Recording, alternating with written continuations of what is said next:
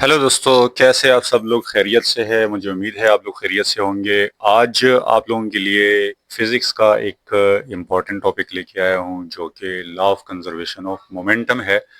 लेकिन law of conservation of momentum को समझने से पहले मोमेंटम को समझ लीजिएगा, मोमेंटम क्या होता है। तो चले वीडियो का आगाज करते हैं, गौर से देख लीजिएगा। तो कहते हैं कि if a cricket ball in a car are moving with same speed, which one is easier to stop it with hands? Why it is not possible for a person to stop even a slow moving truck by pulling from backside?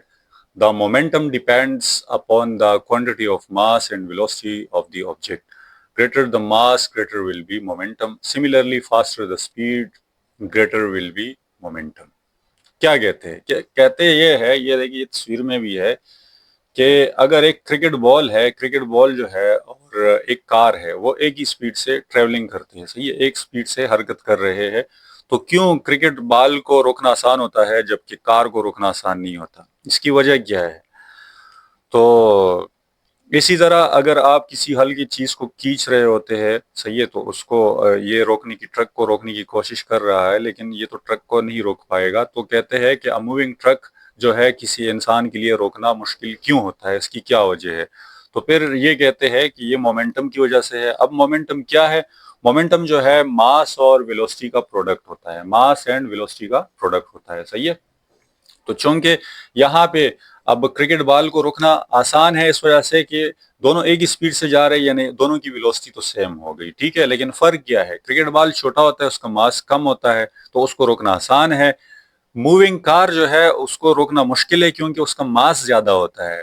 तो इन दोनों चीजों को कहते हैं, ये दोनों चीजें जब मल्टीप्लाई हो जाए तो इसको कहते हैं मोमेंटम। तो दूसरे अल्फाज में हम ये कह सकते हैं कि इस क्रिकेट बॉल का मोमेंटम कम होता है जबकि मूविंग कार का मोमेंटम ज्यादा होता है, तो उसकी वजह से हम उसको आसानी से रोक नहीं पाते। सो मोमेंटम, जैसे मैंने आपको बताया था, momentum of an object is equal to the mass multiply by the velocity of the object. Momentum is equal to mass multiply by velocity. So इसको हम p से रिप्रेजेंट करते हैं, मास को हम m से रिप्रेजेंट करते हैं और वेलोसिटी को हम v से रिप्रेजेंट करते हैं। So the product of mass and velocity is called momentum. Symbolically, the momentum is represented by p, where m is the mass and v is the velocity. The momentum is vector quantity. Vector quantity means that have a specific direction.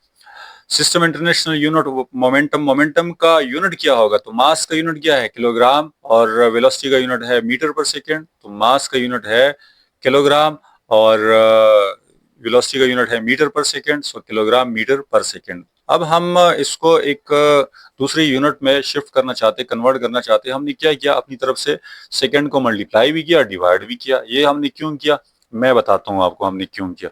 तो चले, इसका resultant क्या आएगा? इसका resultant आएगा kilogram metre, ये हो जाएगा आपका kilogram metre second, metre second divided by second square. ये बेसिकली इस तरह हो जाएगा। ये हमने जनाब किया इस वजह से, सेकंड से डिवाइड और मल्टीप्लाई इस वजह से किया कि हम ये यूनिट बनाना चाहते हैं जो कि न्यूटन के इक्वल है, सही है, जो कि न्यूटन की इक्वल है। ये पूरी यूनिट जो है ना, ये न्यूटन के इक्वल है। किलोग्राम मीटर पर second square is equal to newton. तो इसकी जगह हम क्या पुट करेंगे? न्यूटन पुट करेंगे और ये सेकंड अपनी जगह आ जाएगा। तो मोमेंटम का ओवरऑल जो यूनिट बनेगा न्यूटन सेकंड हो जाएगा। क्या हो जाएगा? Newton second. तो मोमेंटम का यूनिट क्या है? सिस्टम इंटरनेशनल यूनिट क्या है? न्यूटन सेकंड है, ठीक है, ये आपने देख लिया। तो momentum in term of force, तो फोर्स की टर्म में हम मोमेंटम को कैसे रिप्रेजेंट कर सकते हैं? देखिए, we can also say that the change in momentum is equal to the force multiplied by the time interval for which it was applied. ये कहते हैं चेंज इन मोमेंटम। यहाँ पे देखो, change in momentum is equal to the force, force multiply by time interval for which it was applied, multiply by time interval for which it was applied. So momentum जो है, change in momentum जो है, force और time का multiplication भी है। अब देखिए, इस इक्वेशन को हम प्रूव करने की कोशिश करेंगे। Consider a body of mass m moving with initial velocity vi, a force Fx on the body to produce acceleration a, therefore the final velocity after time t will become vf. Note that if p is equal to mv and m is constant, then the change in velocity changes the momentum of a body. कहते हैं कि हमारे पास एक body है, उस पर force apply कर रहे हैं हम, सही है, उसकी एक वेलोसिटी है जिसको हमने वी आई कहा, ठीक है। जब हमने उस पर फोर्स अप्लाई किया, बॉडी में एक्सेलरेशन प्रोड्यूस हुआ, तो जब बॉडी में एक्सेलरेशन प्रोड्यूस होगा तो उसकी वेलोसिटी को चेंज करेगा, सही है। यानी एक्सेलरेशन बेसिकली क्या होता है, चेंज ऑफ वेलोसिटी होता है। तो जब उसमें वेलोसिटी चेंज हुआ, उसमें एक्सेलरेशन प्रोड्यूस हो गया, तो उसकी वेलोसिटी क्या बन गई, वी एफ बन गई। वी आई से वो वी एफ बन गई, क्योंकि चेंज इन वेलोसिटी है, एक्सेलरेशन उसमें प्रोड्यूस हुआ है। अब मास तो बॉडी का सेम है, ठीक है, मास तो ना कम हुआ है ना ज्यादा हुआ है, मास वही है, तो मास यहाँ पे कांस्टेंट रहेगा। जो चेंज आ रहा है वो किस में आ रहा है, वो वेलोसिटी में आ रहा है। तो इस वजह से हम लिख सकते हैं मोमेंटम का फार्मूला कि इनिशियल मोमेंटम, ये इनिशियल मोमेंटम होगा p i m v i, and final momentum उसका क्या होगा, m v f, p f is equal to m v f. And p F minus P i यानी final momentum minus initial momentum equal to m v F minus m v i, change in momentum, इसके बराबर होता है, सही है। तो यहाँ पे अगर हम अप्लाई कर ले, divide both side by T. अब इस इक्वेशन को क्या करें, इस इक्वेशन को आप दोनों साइड टी से डिवाइड करें, सही है। तो इसको भी देखो, इसको भी हमने टी से डिवाइड कर लिया और यहाँ भी हमने टी से डिवाइड कर लिया, ठीक हो गया जनाब। तो अब ये अपनी जगह आ जाएगा। अब आप एक चीज देखें, ये पूरी जो है ना V F minus V I divided by T is basically acceleration. Acceleration की डिफिनीशन मैंने आपको क्या बताई थी कि acceleration is equal to V F minus V I divided by T. First law of first equation of motion में आप लोगों ने देखा था। तो ये किसके बराबर है, ये ए के बराबर है, एक्सेलरेशन के बराबर है। तो इसकी जगह हम क्या करते हैं, एक्सेलरेशन की वैल्यू पुट करते हैं, तो ये एम ए हो जाएगा। और न्यूटन सेकंड लॉ क्या कहता है, न्यूटन सेकंड लॉ ये कहता है कि F is equal to M A. तो इसकी जगह हमने F पुट कर दिया। तो अब हमारे पास टोटल इक्वेशन जो बना, P F minus P I divided by T is equal to F. इस टी को यहाँ पे डिवाइड में है इक्वेशन के साइड पे, उस साइड पे भेज दे तो ये इक्वल हो जाएगा एफ टी के, सही है। तो और ये P F minus P I change in momentum है, तो इसको डेल्टा पी लिख लो, तो delta P is equal to F T. और अगर आप यहाँ पे देखे और गौर से देखे, सही है, तो हमने शुरू में यही कहा था, we can also say that change in momentum is equal to force multiply by time interval for which it was applied, सही है। तो ये बात साबित हो गई, ठीक हो गया। तो चले जनाब आगे बढ़ते हैं। अब हम आते हैं, एक एग्जांपल है यहाँ पे, एग्जांपल सॉल्व किया हो, इसको देखो। Find the force that can stop a body to rest in 4 seconds from its initial velocity of 16 metre पर second. The mass of body is 3 kg। आपको मास गिवन है, ठीक है।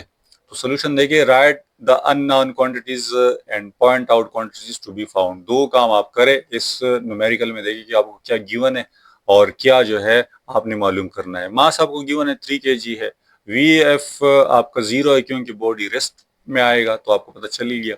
टाइम जब ये रेस्ट में आता है इनिशियल वेलोसिटी से 16 मीटर पर सेकंड से, जब ये 0 पे आता है, V F is equal to 0 यानी रेस्ट में आता है, तो इसमें टाइम कितना लगता है, टाइम इसमें लगता है 4 सेकंड का, ठीक है। तो आपने क्या, फाइंड द फोर्स, फोर्स मालूम करना है। कैसे मालूम कर सकते हैं, लगाओ ये फार्मूला, ठीक है।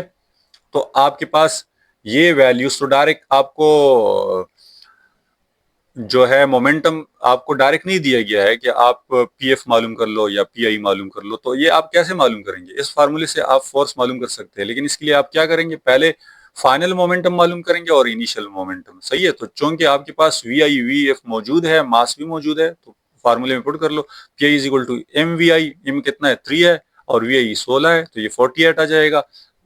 वी एफ क्या है 0 है, तो ये 0 हो जाएगा, सही है। अब आपके पास पी आई की वैल्यू भी आ गई, इनिशियल मोमेंटम फाइनल मोमेंटम की। अब आप यहाँ पे पुट कर सकते हैं, आपके पास आंसर आ जाएगा। तो अब देखिए, पी एफ आपके पास 0 है, पी आई कितना है 48 है, 4 से आप डिवाइड करें इसको, तो -48 divide by 4 equal to -12। So 12 newton force required होगा। Thus 12 newton force is required in opposite direction to stop the body. Minus क्या रिप्रेजेंट करता है कि ये फोर्स अपोजिट डायरेक्शन में है, सही है। माइनस जो है या प्लस जो है डायरेक्शन को रिप्रेजेंट करते हैं।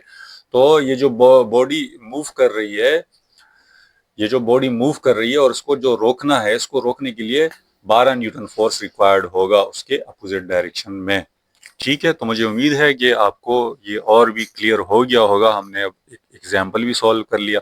अब आते हैं law of conservation of momentum पे। तो law of conservation of momentum को समझ ले कि ये क्या होता है। Law of conservation of momentum ये कहती है, it is always conserve when the colliding bodies are in an isolated system. कि जब आइसोलेटेड सिस्टम में कोई बॉडीज जो है वो कोलिजन करते हैं, टकराते हैं, एक दूसरे के साथ टकराते हैं, तो क्या होता है, टकराने के पहले और टकराने से पहले और टकराने के बाद उसका जो मोमेंटम होता है ना, वो चेंज नहीं होता, वो सेम होता है। Momentum before collision and momentum after collision ये सेम होता है, लेकिन कब, आइसोलेटेड सिस्टम में। हमारा जो सिस्टम है ये आइसोलेटेड सिस्टम नहीं है, यहाँ पे आप इसको एक्सपीरियंस नहीं कर सकते। ये आइसोलेटेड सिस्टम की बात कर रहे हैं, ये बात याद रखना। This means that when bodies collide no external force acts on the bodies. तो जब बॉडीज जो है वो टकराती है आपस में, तो उस पर कोई एक्सटर्नल फोर्स एक्ट नहीं करता। तो जनाब हमारे यहाँ तो जब बॉडी टकराती है तो वहाँ पे एक्सटर्नल फोर्स भी है, रेजिस्टेंस भी है, फ्रिक्शन भी है, सारी चीजें मौजूद है। तो ये बात जहन में याद रखना कि यहाँ पे बात हो रही है आइसोलेटेड सिस्टम की। और आइसोलेटेड सिस्टम मुझे उम्मीद है आप लोगों को पता होगा, अगर पता नहीं है तो समझ लीजिएगा। सिस्टम हम जो पढ़ते हैं ना, 3 किस्म के सिस्टम होते हैं। एक ओपन सिस्टम होता है, एक क्लोज सिस्टम होता है और एक आइसोलेटेड सिस्टम होता है। ओपन सिस्टम वो होता है कि जिसमें सराउंडिंग के साथ मैटर भी एक्सचेंज हो जाता है और एनर्जी भी, दो चीजें, मैटर एंड एनर्जी दोनों एक्सचेंज हो जाते हैं। फर्ज करें आप एक चाय पी रहे हैं, चाय का एक कप है, टेबल पे पड़ा हुआ है, तो टेबल से धुआं भी निकल रहा है और चाय ठंडी भी हो रही है। तो जो चाय ठंडी हो रही है, ये एनर्जी जो है ट्रांसफर हो रहा है इन्वायरमेंट, सराउंडिंग को, सही है। और जो इससे धुआं निकल रहा है तो उससे वो पानी वेपर की शक्ल में, तो वो मास ट्रांसफर हो रहा है। तो a system in which both mass and energy can exchange with the surrounding is called open system. एक होता है क्लोज सिस्टम। क्लोज सिस्टम वो होता है कि जहां पे आपका एनर्जी जो है वो तो ट्रांसफर हो सराउंडिंग को, लेकिन मास ट्रांसफर ना हो। अब यही चाय जो है, इसके ऊपर अगर इसको आप अगर कवर्ड कर ले तो धुआं जब ना निकल पाए किसी भी सूरत, या इससे बेहतर एग्जांपल जो है थर्मास है। तो आपने अगर चाय थर्मास में रखी हुई है, सही है, तो कुछ टाइम के बाद हो सकता है 12 घंटे बाद, 24 घंटे बाद वो ठंडी तो हो जाए, एनर्जी तो ट्रांसफर हो गया, लेकिन उसका मास ट्रांसफर नहीं हो रहा, उसका जो धुआं है वो बाहर नहीं निकल रहा, तो मास ट्रांसफर नहीं होता। तो एक ऐसा सिस्टम जहां पे जो है आपका वो मास वो ट्रांसफर ना हो, एक्सचेंज ना हो सराउंडिंग के साथ, सिस्टम और सराउंडिंग में एक्सचेंज ना हो मास का, और एनर्जी का एक्सचेंज हो, तो वो क्लोज सिस्टम कहलाता है। आइसोलेटेड सिस्टम वो सिस्टम होता है कि जहां पे ना मास और ना एनर्जी सराउंडिंग के साथ एक्सचेंज हो, सही है। तो यहाँ पे law of conservation of momentum जो कह रहे हैं ना, तो ये आइसोलेटेड सिस्टम का कह रहे हैं। आपके पास एक ऐसा सिस्टम होना चाहिए कि जहाँ पे ना मास एक्सचेंज हो, ना एनर्जी एक्सचेंज हो आपके सराउंडिंग के साथ। तो लॉ ऑफ कंजर्वेशन के मुताबिक the total momentum of N isolated system always remains constant. तो ये हमेशा कांस्टेंट रहता है, सही है, उसमें कोई कमी बेशी नहीं आती, वेरिएबल नहीं होता, कम और ज्यादा नहीं होता, चेंज नहीं होता, ठीक है। For simplicity consider a system of two balled ball of mass m1 and m2 moving in a straight line with velocities u1 and u2 respectively, where u1 is greater than u2। तो इसमें क्या कहते हैं कि आपके पास ये दो ball है, ठीक है, ये दो बॉल जो है ये मूव कर रहे हैं। ये कैसे मूव कर रहे हैं, फर्ज करें कि इसकी वेलोसिटी जो है u1 की वो u2 से थोड़ी सी ज्यादा है। तो कुछ लम्हे बाद ये जो है ये m1 जो है इसके साथ टकराएगा। जब ये टकराएगा, ये देखिए यहाँ पे ये टकरा गए हैं, सही है, और ये टकराने के बाद ये अलहदा हो गए, फिर से अलहदा हो गए। For simplicity consider a system, ये तो मैंने आपको बता दिया। Total momentum of the system before collision, तो m1 u1, अब u1 क्या है, ये असल में वेलोसिटी है, तो इसकी वेलोसिटी क्या होगी, m1 u1, इसकी वेलोसिटी होगी m2 u2, तो इसकी, तो हम कह सकते हैं कि टोटल मोमेंटम बिफोर कोलिजन क्या होगा, m1 u1 plus m2 u2। और जब ये टकराते हैं तो टकराने के बाद इसका मोमेंटम क्या होगा, तो इसका मोमेंटम m1 v1 होगा और इसका मोमेंटम जो है m2v2 होगा, सही है। तो कहते हैं कि लॉ ऑफ कंजर्वेशन के मुताबिक, according to law of conservation of momentum, total momentum before collision equal to total momentum after collision.